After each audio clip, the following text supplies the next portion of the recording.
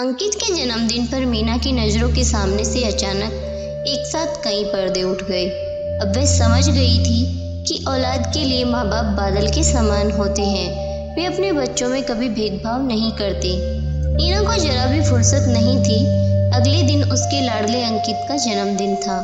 मीना ने पहले से ही निर्णय ले लिया था कि वह अंकित के इस जन्मदिन को धूमधाम से मनाएगी और एक शानदार पार्टी देगी। बार बार पिताजी ने नरेश को समझाया कि वह बहू को समझाए कि इस महंगाई के दौर में इस तरह की अनावश्यक फिजूल खर्ची उचित नहीं। उनकी राय में अपने कुछ निकटतम मित्रों और पड़ोसियों को जलपान करवा देना ही काफ़ी था। नरेश ने जब मीना को समझाया तो वह अपने निर्णय से नहीं हटी, उल्टे बिगड़ गई थी।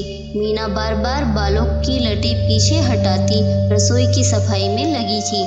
उसने मेहरी को भी अपनी सहायता के लिए रोक रखा था।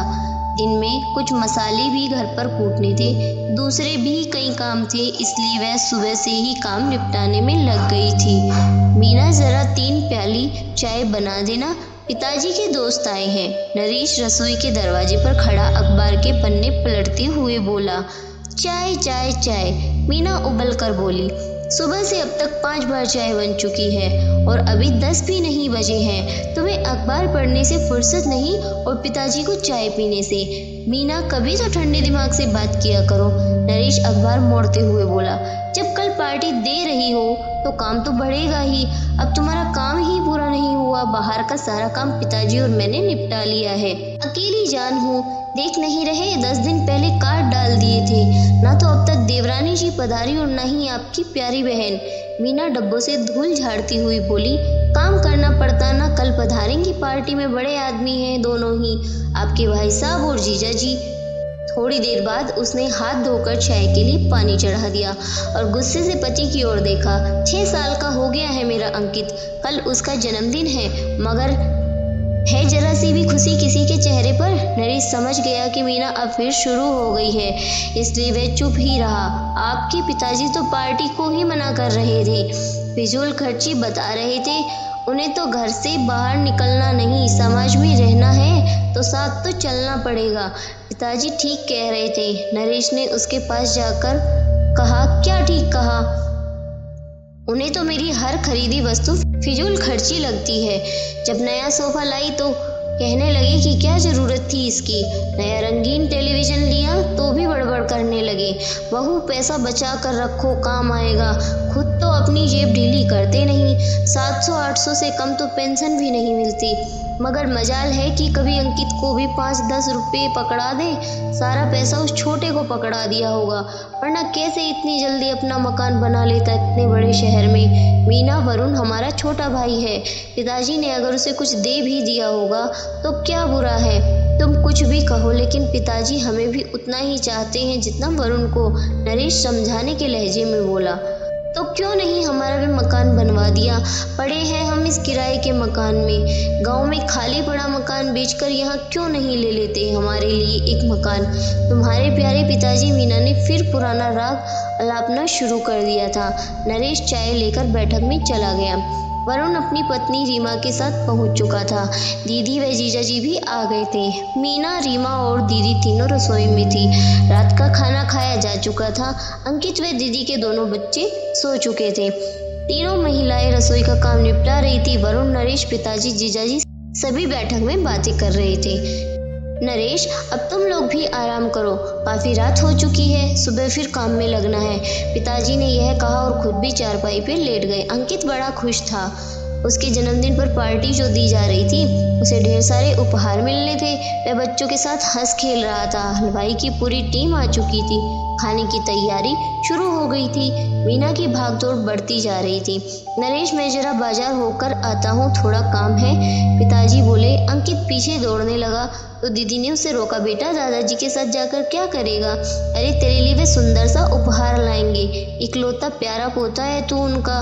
तो मीना तुरंत बोली। अरे, जानती नहीं दीदी, पिताजी को फिजूल खर्ची बिल्कुल पसंद नहीं। क्या करेंगे? तोहफा ला कर दे देंगे, ढेर सारा आशीर्वाद अपने पोते को। मीना फिर से शुरू हो गई थी। उसके कटाक्ष को सब समझ रहे थे। रीमा दीदी, वरुण जीजाजी और नरेश भी, मगर सब खामोश रहे। केक पर अंकित की कब से नजर टिकी थी, आखिर वह समय भी आ गया।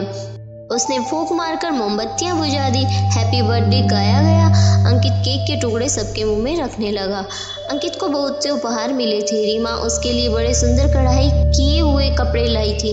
दीदी भी कपड़े और खिलौने लाई थी। मीना बड़ी खुश नजर आ रही थी। लाल साड़ी में लिपटी वह अपने को काफी गर्वित महसूस कर रही थी। अंकित बेटा इधर आना, पिताजी छड़ी पकड़े उसे अपनी ओर बुला रहे थे। वह नरेश की बाहों से फिसल कर दादाजी की ओर लपक गया। मीना मुंह बनाकर उधर ही देखने लगी। दादाजी, आप हमारे लिए क्या लाए हैं? अंकित को उनसे उपहार मिलने की बड़ी उम्मीद थी। हाँ बेटा, पिताजी ने जेब में हाथ डाला, फिर एक लंबा लिफाफा जेब से निकाला और अंकित के हाथों में थमा दिया।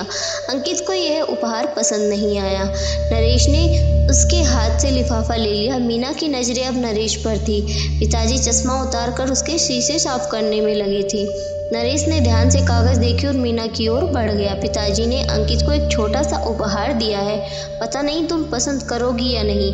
यह कहकर उसने कागजों का वह छोटा सा पुलिंदा मीना के हाथ में थमा दिया।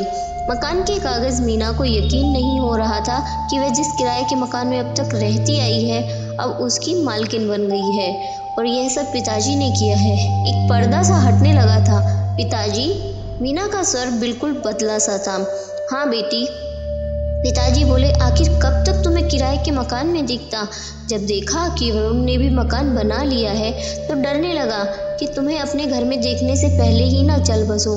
गांव के घर की इतनी कीमत नहीं बनती थी कि यह खरीद पाता, इसलिए अपनी पेंशन के पैसे भी बचाने लगा। पिछले हफ्ते ही यह घर खरीद कर तुम्हारे नाम करवा दिया था। सोचा था अंकित के जन्मदिन पर यह खुशखबरी तुम्हें दूंगा। कई बार तुम्हारे गुस्से के बोल मेरे कानों में पड़ जाते थे, मगर मैंने कभी बुरा ना माना बेटी। मैं यह नहीं कहता कि समाज या रीति रिवाज के साथ न चलो, मगर बढ़ती महंगाई को भी देखना चाहिए और अपनी जेब को भी। पिताजी अब खामोश हो गए। मीना की नजरों के सामने से एक साथ कई पर्दे उठ गए। वह कह तो कुछ न सकी, बस पिताजी को निहारती रही, फिर उनके पैर छू लिए। मीना अब भी पिताजी की ओर देखे जा रही थी। शायद वह समझ गई थी कि औलाद के लिए तो माँ बाप बादल समान होते हैं, जिनके लिए सब छत एक समान होती है।